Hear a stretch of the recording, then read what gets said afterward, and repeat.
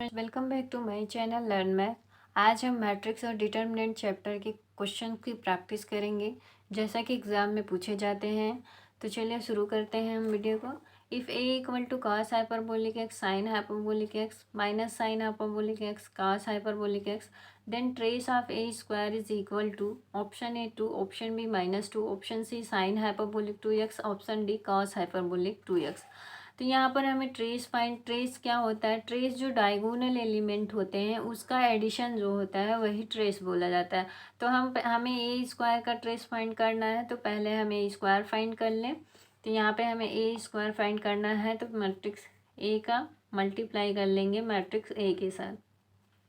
यहाँ पे minus sine hyperbolic X cos hyperbolic x, इसका मल्टीप्लिकेशन करना है मैट्रिक्स सेम मैट्रिक्स से minus sine hyperbolic x and cos hyperbolic x के साथ मल्टीप्लाई करना है। यहाँ पर ध्यान दीजिए, हमें एग्जाम में आंसर से मतलब है, मल्टीप्लिकेशन हमें नहीं सीखना है, इसलिए हमें यहाँ पे ट्रेस बोला है तो मीन्स डायगोनल एलिमेंट चाहिए। जो फर्स्ट एंड फोर्थ एलिमेंट होगा हमें वही एलिमेंट फाइंड करना है। तो हमें जब मल्टीप्लिकेशन करना होगा तो फर्स्ट एलिमेंट कैसे फाइंड करेंगे, फर्स्ट रो का फर्स्ट कॉलम के साथ मल्टीप्लाई करेंगे। कॉस हाइपरबोलिक का कास हाइपरबोलिक के साथ मल्टीप्लाई करेंगे, cos square hyperbolic sine hyperbolic का माइनस साइन के साथ करेंगे, so minus sine square hyperbolic. यहाँ पे जो वैल्यू आएगी इसे हमें नहीं लेना है, तो इसलिए हम मल्टीप्लाई नहीं करेंगे, अपना टाइम सेव करेंगे। ऐसे यहाँ पे जो वैल्यू आनी है थर्ड, उसको भी हमें नहीं चाहिए। अब हमें फोर्थ एलिमेंट चाहिए, तो फोर्थ एलिमेंट के लिए देखिए, पहले बार फर्स्ट का इसके साथ मल्टीप्लाई किया, फर्स्ट एलिमेंट है, इसका इसके साथ मल्टीप्लाई करेंगे सेकेंड एलिमेंट। ऐसे ही सेकेंड रो का फर्स्ट कॉलम के साथ करेंगे तो थर्ड एलिमेंट आएगा, और अगर सेकेंड रो का सेकेंड कॉलम के साथ मल्टीप्लाई करेंगे तो हमें फोर्थ है, तो फोर्थ एलिमेंट चाहिए, तो हमें सेकेंड रो का फोर्थ एलिमेंट के साथ मल्टीप्लाई। माइनस साइन हाइपरबोलिक है, साइन हाइपरबोलिक है, तो यहाँ हो जाएगा minus sine square hyperbolic X plus cos square hyperbolic X. इस तरह का हमारा जो है मैट्रिक्स का मल्टीप्लिकेशन आएगा। यहाँ पर देखिए cos square hyperbolic X minus sine square hyperbolic X, इसकी वैल्यू 1 होती है, और यहाँ पे जो वैल्यू आया है वो हम इस तरह से लिख लेते हैं। यहाँ पर भी देखिए cos square hyperbolic X minus sine square hyperbolic, इसकी भी वैल्यू 1 आएगी। तो ए स्क्वायर की वैल्यू इस फॉर्म में आएगा। इसका ट्रेस जो मीन्स डायगोनल एलिमेंट यहाँ पे 1 1 है, तो ट्रेस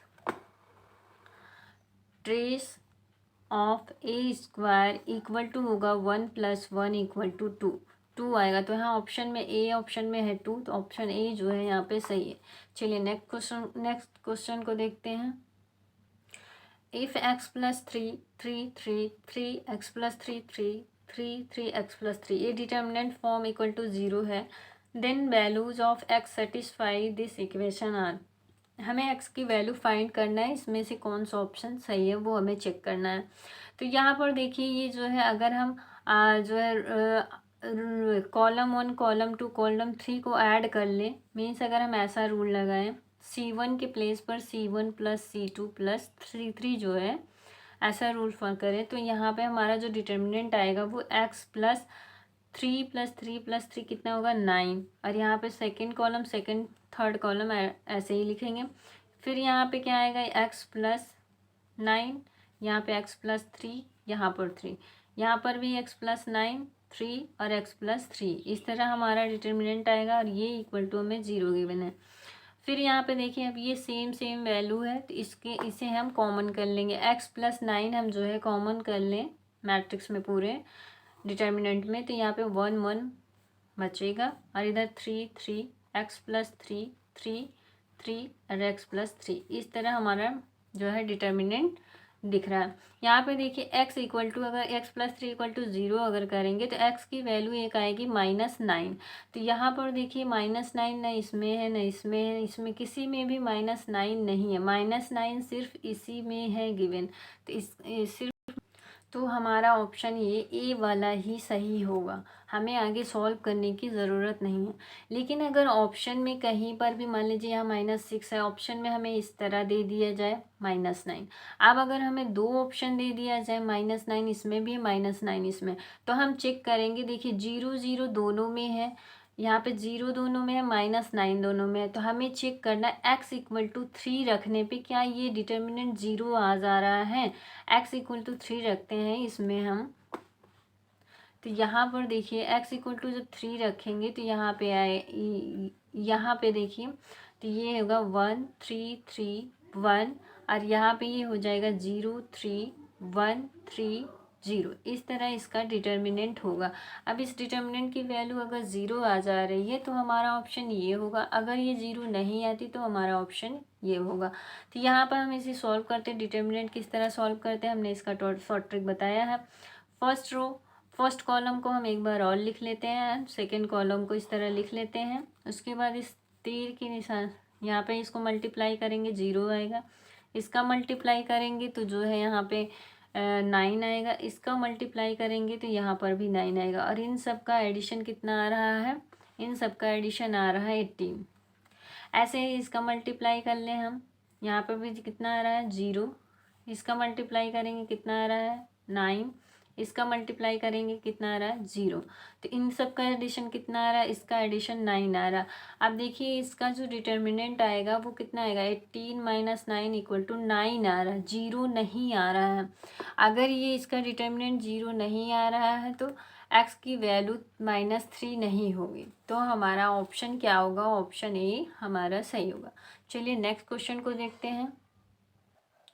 यहाँ पर क्वेश्चन है the system of linear equation x1 + 2x2 + x3 = 3, 2x1 + 3x2 + x3 = 3, 3x1 + 5x2 + 2x3 = 1 has exactly 3 solution, unique solution, infinite many solution, no solution.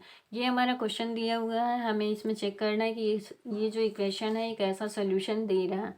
तो इसे हम क्रैमर रूल से सॉल्व करेंगे, उससे हमारा ये जो है क्वेश्चन जो है बहुत जल्दी ही सॉल्व हो जाएगा। क्रैमर रूल क्या होता है, इसकी डेफिनेशन हमने एक वीडियो बनाया हुआ है, उसका लिंक डिस्क्रिप्शन बॉक्स में है, आप वहाँ पर जाकर देख सकते हैं क्रैमर रूल्स को।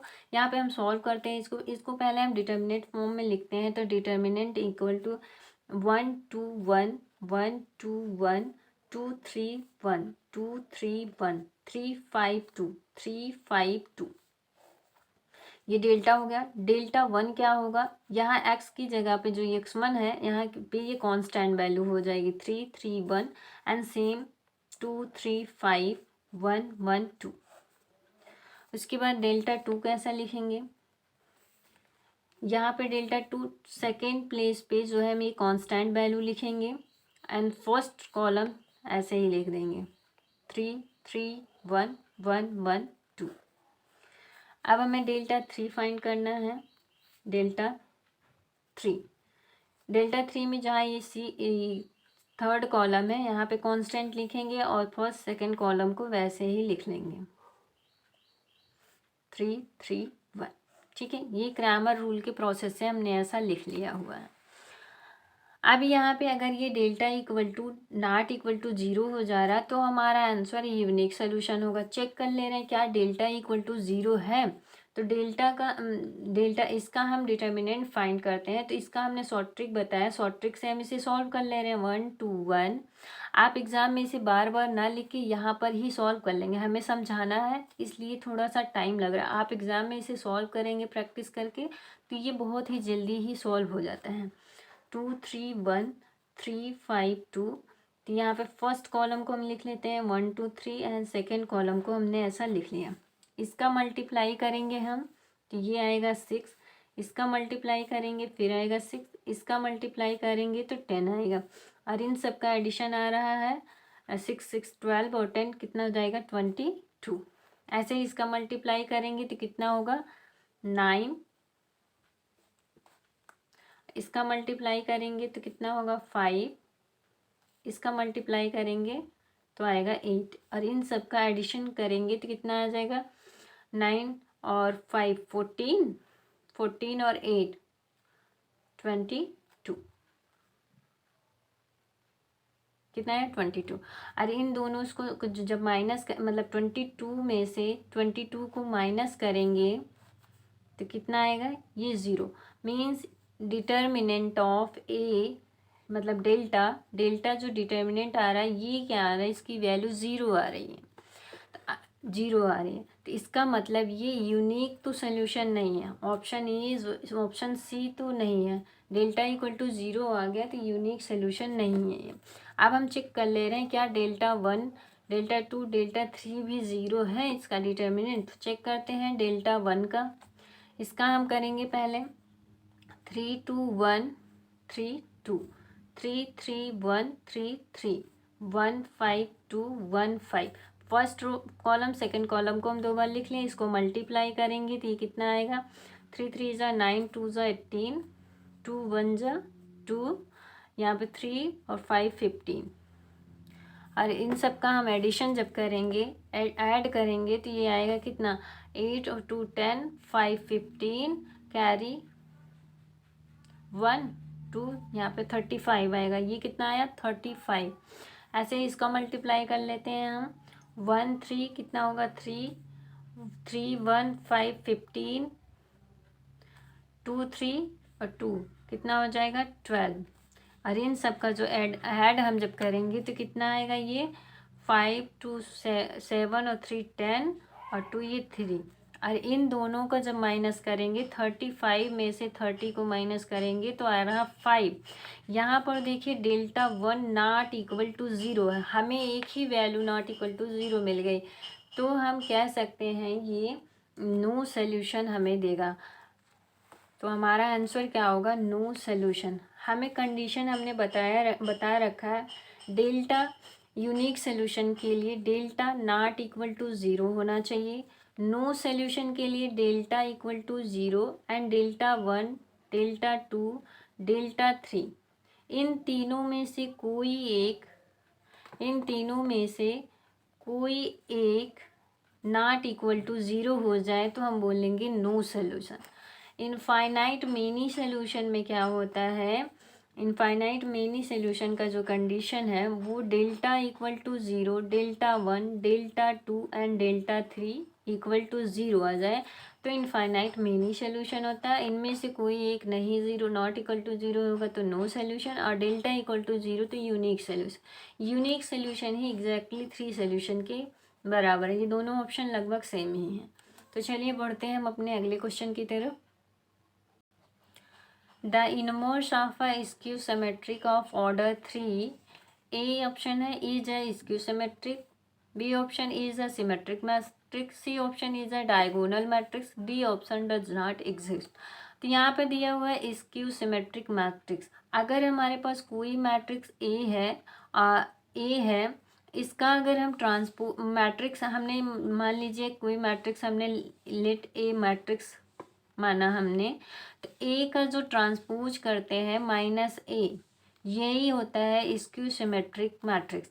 अब बोल रहे हैं अगर इसका इन्वर्स फाइंड करें, मीन्स यहाँ पे अगर इसका इन्वर्स फाइंड करते हैं तो क्या बोल रहा है, स्क्यू सिमेट्रिक का इन्वर्स फाइंड करेंगे तो बोल रहा है इनमें से कौन सा ऑप्शन होगा। तो इसको देखते हैं हम। यहाँ पर देखिए ए का ट्रांसपोज मैट्रिक्स माइनस ए के इक्वल है। हमें पता है कि अगर कोई मैट्रिक्स है, इसका डिटर्मिनेंट हम फाइंड करते हैं तो ये जो इसका ट्रांसपोज होता है ट्रांसपोज मैट्रिक्स होता है उसका डिटर्मिनेंट दोनों इक्वल होता है। किसी भी मैट्रिक्स का ट्रांसपोज मैट्रिक्स और वो मैट्रिक्स उसका डिटर्मिनेंट जब हम फाइंड करते हैं तो वो इक्वल आता है। तो अगर हम स्क्यू सिमेट्रिक मैट्रिक्स का डिटर्मिनेंट फाइंड करें, यहाँ पे माइनस ए ऐसा डिटर्मिनेंट फाइंड करें तो ए ट्रांसपोज का डिटर्मिनेंट क्या होगा, ए डिटर्मिनेंट के ही इक्वल होगा क्योंकि ये जो दोनों का डिटर्मिनेंट इक्वल होता है। और यहाँ पर ये -1 है एंड ये ऑर्डर इस मैट्रिक्स का क्या है, 3 ऑर्डर है। तो इसका मतलब -1 की पावर 3 बाहर आ जाएगा और यहाँ पर डिटर्मिनेंट ए आएगा। ठीक है, अब यहाँ पे ये डिटर्मिनेंट ए इक्वल टू इधर हो जाएगा माइनस डिटर्मिनेंट ऑफ ए। जब ये माइनस इधर आया तो इधर हो जाएगा 2 determinant of A equal to 0। कहने का सेंस हुआ A determinant of A equal to क्या आ रहा है, 0 आ रहा है। अब ए जब डिटर्मिनेंट ऑफ ए 0 हमें मिल जा रहा है तो हम जब किसी मैट्रिक्स का इनवर्स फाइंड करते हैं तो इनवर्स तभी एग्जिस्ट करता है जब डिटर्मिनेंट उसका नॉट इक्वल टू 0 हो। और यहाँ पर हमने जो है फाइंड किया है, डिटर्मिनेंट यहाँ पर 0 आ रहा है, तो हम कह सकते हैं इसका ऑप्शन होगा does not exist the inverse of a skew symmetric of order 3 does not exist. हमारा ऑप्शन डी ऑप्शन सही होगा। चलिए बढ़ते हैं हम अपने नेक्स्ट क्वेश्चन की तरफ।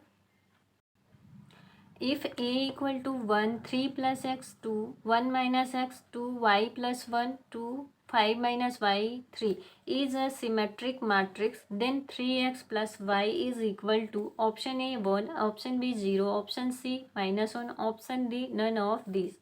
तो यहाँ पर ये मैट्रिक्स दिया हुआ है सिमेट्रिक मैट्रिक्स। सिमेट्रिक मैट्रिक्स का क्या मतलब होता है, मैट्रिक्स ए का जब ट्रांसपोज करेंगे तो मैट्रिक्स ए के इक्वल हो जाए, ये कंडीशन होती है सिमेट्रिक मैट्रिक्स का।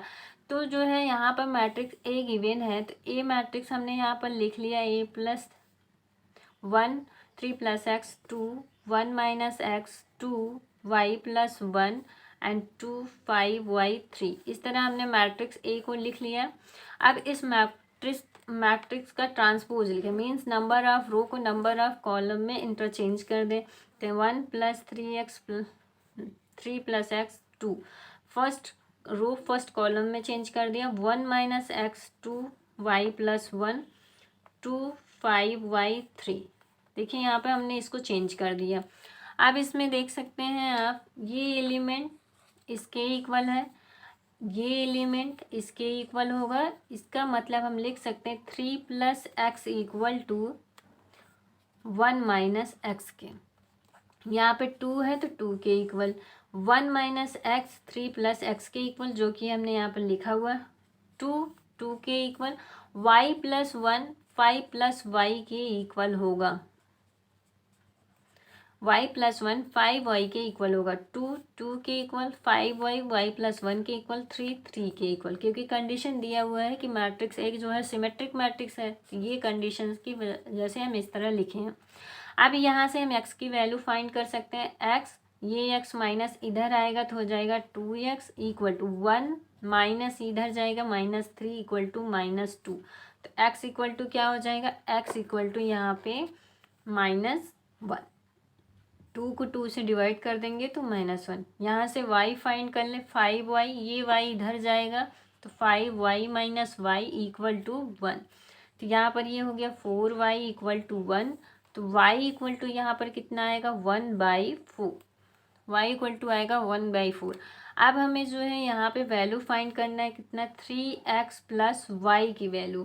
तो 3 इंटू एक्स की वैल्यू -1 प्लस वाई की वैल्यू यहाँ पे 1/4। इसको हम सॉल्व करेंगे, कितना आएगा -3 प्लस 1/4 से सॉल्व करेंगे। 4 3 जा -12 प्लस 1/4, आंसर आ रहा -11/4। आंसर कितना आ रहा -11/4। ऑप्शन में देखिए यहाँ पर दिया हुआ 1 0 -1 नॉट, तो नन ऑफ दीज इसका क्या होगा, आंसर होगा। नेक्स्ट क्वेश्चन है the sum of 2 distinct roots of the equation. हमें इसका रूट्स फाइंड करना है और उस रूट्स में जो 2 रूट्स होंगे उसका सम फाइंड करना। ऑप्शन क्वेश्चन है 6 minus X 3 3 3 6 minus X 3 3 3 6 minus x is. Option दिया 3 15 12 9। यहाँ पर हमें इसे पहले डिटर्मिनेंट इसका फाइंड कर लेते हैं। यहाँ पे हम रूल फॉलो करेंगे। यहाँ पे हम ऐसा कर सकते हैं, C1 के प्लेस पर लिख सकते हैं C1 plus C2 plus C3। Means यहाँ पे हम लिख सकते हैं इसका एडिशन। तो यहाँ पे एडिशन जब लिखेंगे तो यहाँ पे आएगा 12 माइनस एक्स 3 3। ऐसे ही यहाँ पर भी 12 minus x 6 minus X 3, 12 minus X 3 6 minus x, इस तरह इसका डिटर्मिनेंट होगा। तो यहाँ पर देखिए 12 माइनस एक्स जब हम कॉमन ले लेंगे फर्स्ट रो कॉलम से, तो यहाँ पर 1 1 1, यहाँ पर 3 3 6 माइनस एक्स 3 3 6 माइनस एक्स बचेगा इस तरह। अब हम इसमें रूल लगाएं जो है अगर, तो R2 के प्लेस पर, R2 मीन्स ये वाला एलिमेंट, इसके प्लेस पर अगर हम लगाएं तो R1 माइनस R2। ऐसे ही R3 के प्लेस पर लिखें R1 minus R3, R1 minus R3। ये हम फॉलो करते थे। यहाँ पर देखिए क्या आएगा, R1 को हम ऐसे लिख लेते हैं 1 3 3। R2 में हमें चेंज करना, R1 1 माइनस R2 1, यहाँ पे आएगा 0, ऐसे R1 3 माइनस 6 प्लस एक्स, तो कितना आ जाएगा यहाँ पे 3 माइनस 6 प्लस एक्स हो जाएगा। यहाँ पे कितना आएगा 3 माइनस 3, यहाँ पर भी R1 माइनस R3 लिखना है तो 0, यहाँ पर 3 माइनस 3, यहाँ पर 3 माइनस 6 प्लस एक्स, इस तरह ये हमारा डिटर्मिनेंट होगा। इसे सॉल्व करते हैं 1 3 3 0 0, यहाँ पर हो जाएगा -3 प्लस एक्स 0, यहाँ पर 0, यहाँ पर हो जाएगा -3 प्लस एक्स। अब हम इधर से इसको जो है सॉल्व कर लेते हैं। 1 ये वाला रो एंड ये वाला कॉलम हट जाएगा तो यहाँ पे बचेगा -3 प्लस एक्स का स्क्वायर -0, बाकी पार्ट 0 है तो यहाँ पे ये हमारा बस। और यहाँ पे हमने कॉमन लिया हुआ था 12 माइनस एक्स, तो ये 12 माइनस एक्स साथ में चलेगा तो यहाँ पर 12 माइनस एक्स भी है, तो इसे इसका डिटर्मिनेंट जब हमने फाइंड किया कितना आ रहा है 12 माइनस एक्स, और यहाँ पे आ रहा है x-3 का स्क्वायर। इसका मतलब इसके रूट्स क्या हुए हैं, जब ये इक्वल टू 0 में जाएगा, अगर हम इसे इक्वल टू 0 करें तो यहाँ पर देखिए यहाँ पर आएगा 12 माइनस एक्स इक्वल टू 0, तो x इक्वल टू क्या आएगा यहाँ पे 12। ऐसे जब ये x-3 का स्क्वायर इक्वल टू 0 करेंगे तो x की वैल्यू आएगी 3, 2 वैल्यू आएगी स्क्वायर में है, तो टोटल जो है x की 3 वैल्यू आई 12 3 3। तो हमें यहाँ पे क्वेश्चंस में दिया हुआ है, यहाँ पे क्वेश्चन में देखिए the sum of 2 distinct root of the equation, मतलब 2 रूट्स का हमें सम फाइंड करना, और हमें जो रूट्स मिले हैं वो क्या मिले हैं 12 3 3 मिले हैं। तो अगर इन दोनों को सम करते हैं तो 15 आएगा, इन दोनों को सम करेंगे तो 6 आएगा, और इन दोनों को करेंगे तो भी 15 आएगा। तो ऑप्शन में देखिए 3 है, 15 है, 12 है, 9 है, 6 ऑप्शन में नहीं है, 15 ऑप्शन में है, तो 2 डिस्टिंक्ट रूट का एडिशन 15 है, तो ऑप्शन बी हमारा क्या होगा, सही होगा। चलिए आगे बढ़ते हैं नेक्स्ट क्वेश्चन की तरफ। If A inverse equal to 1 2 3 4 then 2a is equal to, यहाँ पे ऑप्शन दिया है ए बी सी, इनमें से हमें 2a जो है फाइंड करना है। अब यहाँ पे देखिए ए इनवर्स गिवन है, हमें पता है ए और ए इनवर्स का मल्टीप्लिकेशन करते हैं तो आइडेंटिटी मिलती है। ऐसे ही अगर 2a और ए इनवर्स का मल्टीप्लाई करेंगे तो 2i मिलेगा, 2 आइडेंटिटी मिलेगा। इसको मैट्रिक्स फॉर्म में लिखे तो मैट्रिक्स हमारा कुछ इस फॉर्म में आएगा। तो यहाँ पर देखिए हम ऑप्शन से जो है इसे सॉल्व करते हैं। अगर ये हमारा मैट्रिक्स 2a है, अगर ये मैट्रिक्स हमारा 2a है, तो इस मैट्रिक्स का जब a इनवर्स के साथ मल्टीप्लाई करेंगे तो हमारा पहला एलिमेंट 2 आना चाहिए। तो हम चेक कर ले रहे हैं यहाँ पे ऑप्शन ए से 4 2 3 -1 का मल्टीप्लिकेशन करें a इनवर्स 1 2 3 4 के साथ। तो यहाँ पे देखिए फर्स्ट एलिमेंट इससे इस फर्स्ट कॉलम के साथ मल्टीप्लाई करेंगे तो 4 1 जा 4 प्लस 3 2 जा 6, 4 1 जा 4 3 2 जा 6, यानी फर्स्ट एलिमेंट कुछ 10 के इक्वल आ रहा। इसका मतलब, और हमें आना चाहिए 2 ऑप्शन में, तो इसका मतलब ऑप्शन ए तो नहीं है, ऑप्शन बी भी नहीं होगा क्योंकि यहाँ पर भी 4 है। ऑप्शन बी चेक कर ले रहे हैं, अगर यहाँ पर -3, ऑप्शन बी भी चेक कर ले रहे हैं, यहाँ पे इसका मल्टीप्लाई 1 2 3 4 के साथ करते हैं,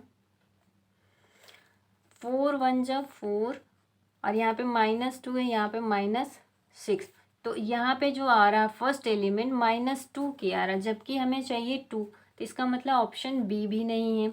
ऑप्शन सी को चेक कर ले रहे हैं, ऑप्शन सी में यहाँ मल्टीप्लाई करते हैं, ऑप्शन सी का हम यहाँ पे चेक कर ले रहे हैं, -4 2 3 -1 है, इसका मल्टीप्लिकेशन ए इनवर्स के साथ हम करेंगे तो ये -4 1 -4 प्लस 6, यहाँ पर देखिए जो पहला एलिमेंट आ रहा है वो 2 के इक्वल आ रहा है, डी ऑप्शन पे भी -2 है, और यहाँ पर देखिए 2 है प्लस में, यहाँ है -2, तो हम चेक कर ले रहे हैं सेकेंड एलिमेंट यहाँ का क्या आ रहा है, 2 से यहाँ पे चेक कर, इसका मल्टीप्लिकेशन सेकेंड कॉलम के साथ करेंगे तो -4 और 2 -8 और इधर +8, इसका मतलब ये 0 आ जा रहा है, और हमें 0 ही चाहिए। थर्ड एलिमेंट हम चेक कर ले रहे हैं, 3 1 जा 3 -3। फोर्थ एलिमेंट चेक कर ले रहे हैं, 3 2 जा 6 -4। यहाँ पर देखिए ये क्या आ रहा है, 2 0 0 2 इस फॉर्म में आ रहा है। आइडेंटिटी हमें मिल गया, इसका मतलब ऑप्शन हमारा सी क्या है, सही है। इस क्वेश्चन का ऑप्शन सी सही। चलिए बढ़ते हैं हम अपने नेक्स्ट क्वेश्चन की तरफ। The matrix A equal to sine theta cos theta minus cos theta sine theta is symmetric, skew symmetric, orthogonal, singular. तो यहाँ पे ए मैट्रिक्स दिया हुआ है। सिमेट्रिक होने का सेंस होता है कि ए के ट्रांसपोज के इक्वल हो। स्क्यू सिमेट्रिक में जो है ए का ट्रांसपोज माइनस ए के इक्वल हो। सिंगुलर का मतलब होता है इसका डिटर्मिनेंट 0 हो।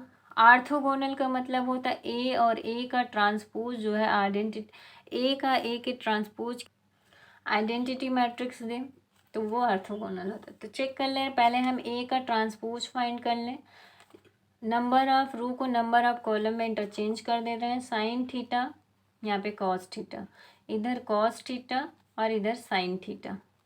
आप यहाँ पे चेक कर लिए क्या ए मैट्रिक्स ए ट्रांसपोज के इक्वल है, तो नहीं, इसका मतलब ऑप्शन ए नहीं है। इसके सिमेट्रिक में यहाँ पे ए को माइनस अगर इधर हम कॉमन कर लें, यहाँ पे ए मैट्रिक्स में माइनस ए कॉमन लें, तो यहाँ पे माइनस ए अगर हम कॉमन लेते हैं तो इधर हो जाएगा माइनस साइन थीटा, यहाँ माइनस ए प्लस कॉस थीटा, इधर माइनस कॉस थीटा, इधर माइनस साइन थीटा। इस तरह हमारा मैट्रिक्स बचेगा। तो देखिए ए ट्रांसपोज के इक्वल ये भी नहीं है, तो इसका मतलब इसके सिमेट्रिक मैट्रिक्स नहीं है। अब हम जो है इसका डिटर्मिनेंट फाइंड कर लेते हैं, क्या ये डिटर्मिनेंट इसका है। अगर ए का डिटर्मिनेंट फाइंड करेंगे तो इधर से इससे मल्टीप्लाई करेंगे तो sign square theta minus cos theta minus cos theta है तो ये प्लस में हो जाएगा कॉस स्क्वायर थीटा, और इसकी वैल्यू होती है 1 जो कि नॉट इक्वल टू है 0 के। इसका मतलब ऑप्शन हमारा सी जो है सही होगा। चेक कर ले रहे हैं ऑप्शन सी सही है कि नहीं।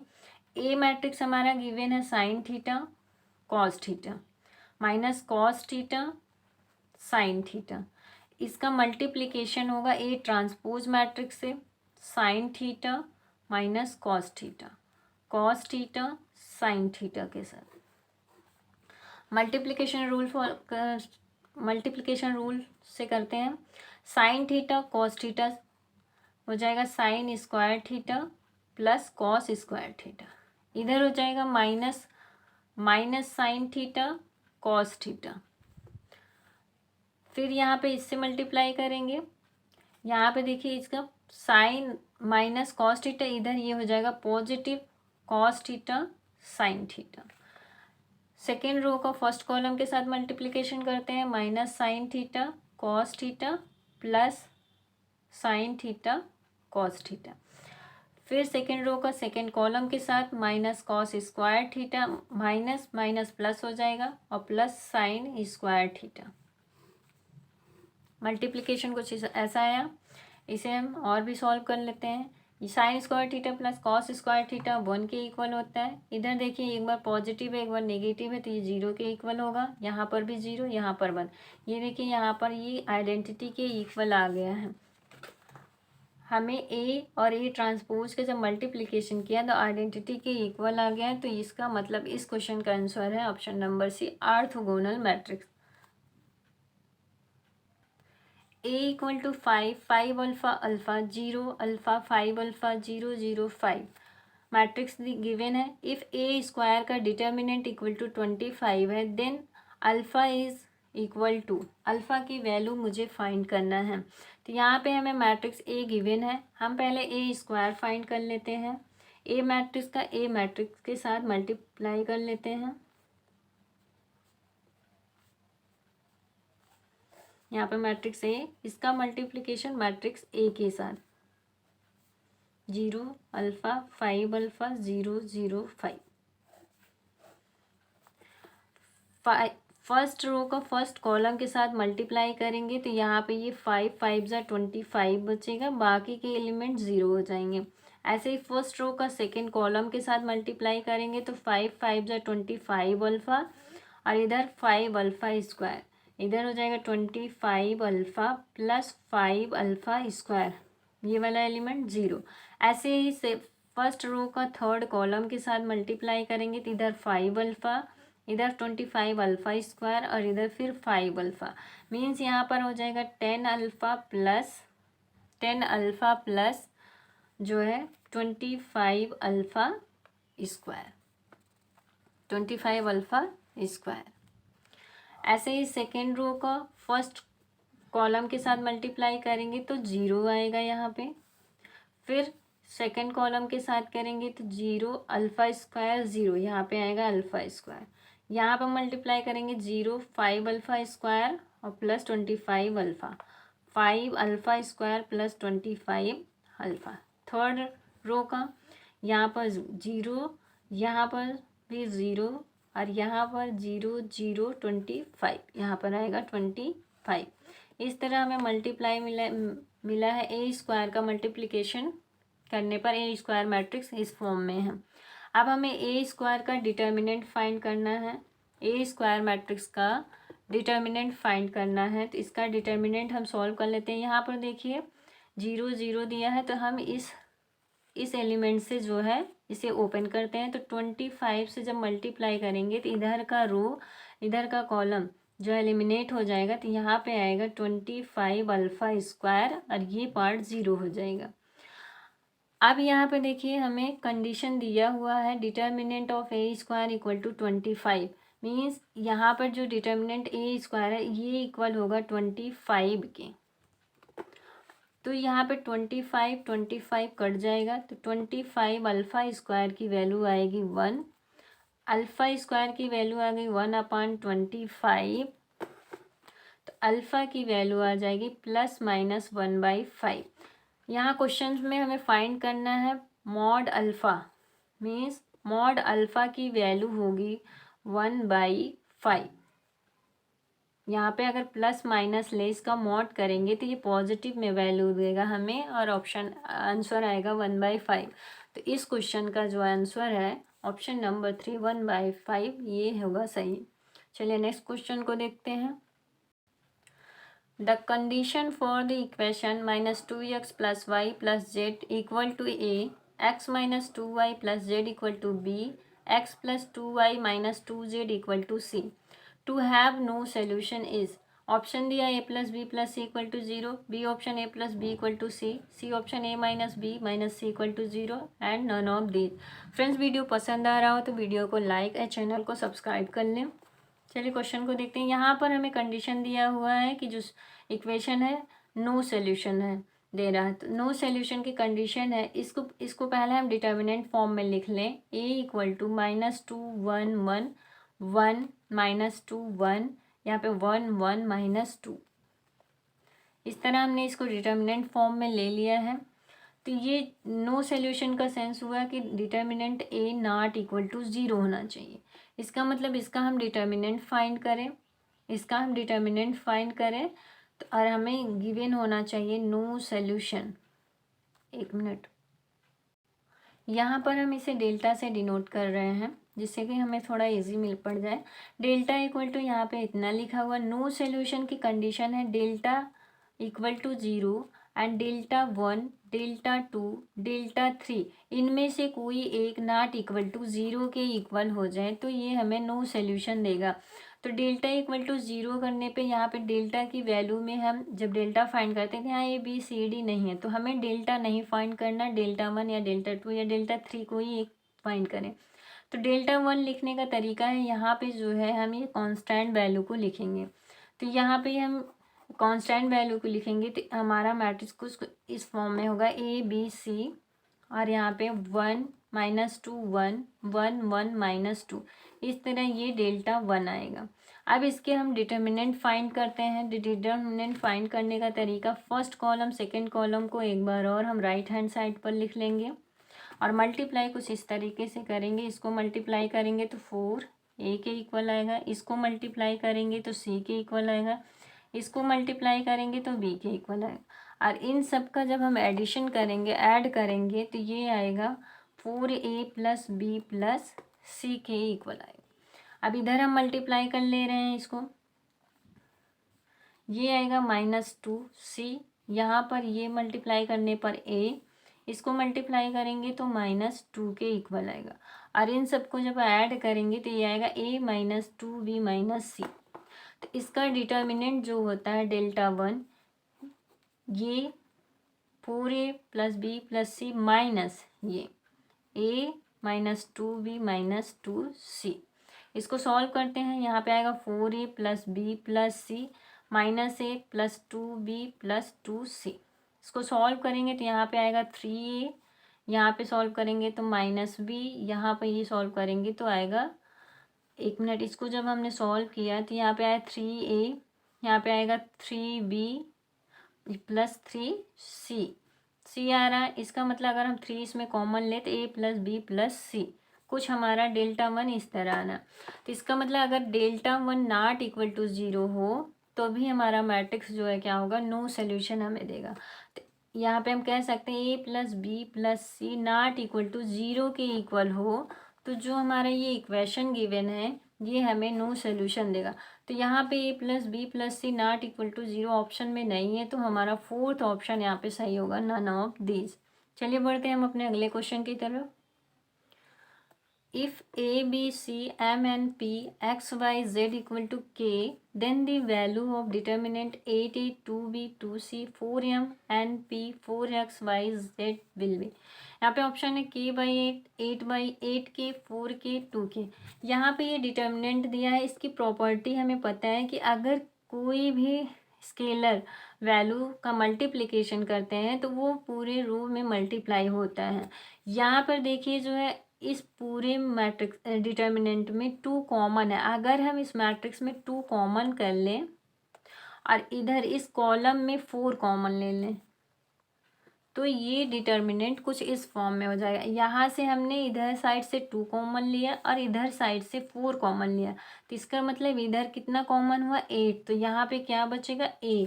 इधर 2 कॉमन हुआ है तो b, इधर कॉमन हुआ है c।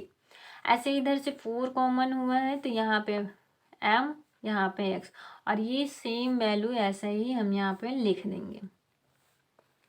अब यहाँ पे देखिए ये इसका मल्टीप्लाई करेंगे तो कितना आएगा, 8। और ये जो वैल्यू आ रही है a, b, c, m, n, p, x, y, z, ये किसके इक्वल है, k के इक्वल है। तो हमारा जो ये मैट्रिक्स डिटर्मिनेंट गिवन है इसकी वैल्यू होगी 8k के इक्वल। तो यहाँ ऑप्शन सेकंड में 8k दिया हुआ है तो ऑप्शन सेकंड हमारा 8k सही होगा। फ्रेंड्स, वीडियो पसंद आए तो प्लीज़ वीडियो को लाइक और चैनल को सब्सक्राइब कर लें एंड बेल आइकन को भी प्रेस कर लें जिससे मेरे आने वाले वीडियो आपको हमेशा मिलती रहे। Thank you.